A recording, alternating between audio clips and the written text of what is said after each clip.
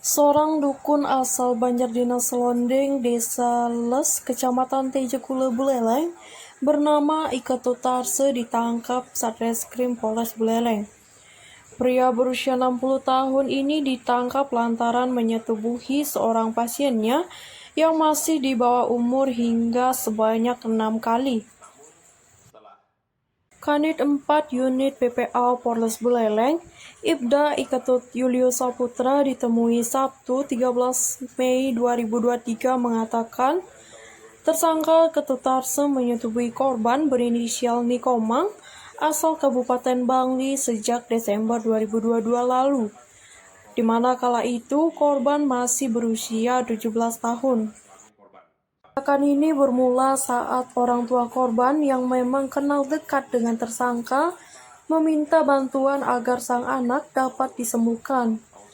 Sebab korban diyakini mengalami sakit non-medis dan suka membantah omongan orang tua. Atas permintaan tersebut, tersangka pun mendatangi rumah korban yang berada di Bangli. Namun saat melakukan pengobatan dengan teknik mediasi, tersangka memegang alat vital korban hingga menyetubuhinya.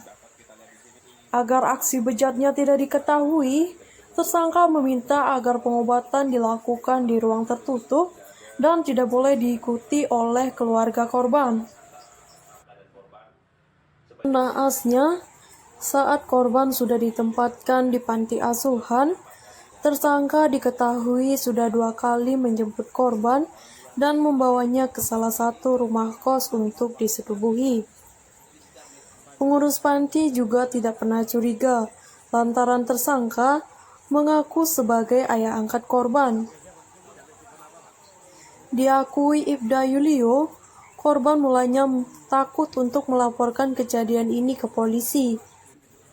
Sebab tersangka sempat mengancam akan menghancurkan keluarga korban apabila hasrat seksualnya tidak dipenuhi.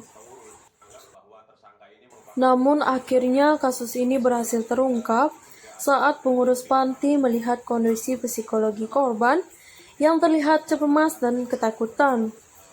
Saat dilakukan pendekatan, korban pun bersedia menceritakan kisah pahit yang dialaminya. Hingga akhirnya kasus ini berhasil dilaporkan oleh pengurus panti ke Polres Buleleng.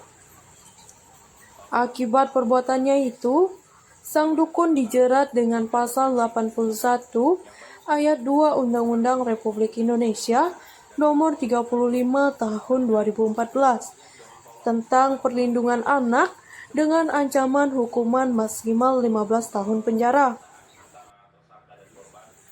Sementara kepada awak media, tersangka Ketutarse mengaku menjadi seorang dukun sejak 4 tahun yang lalu.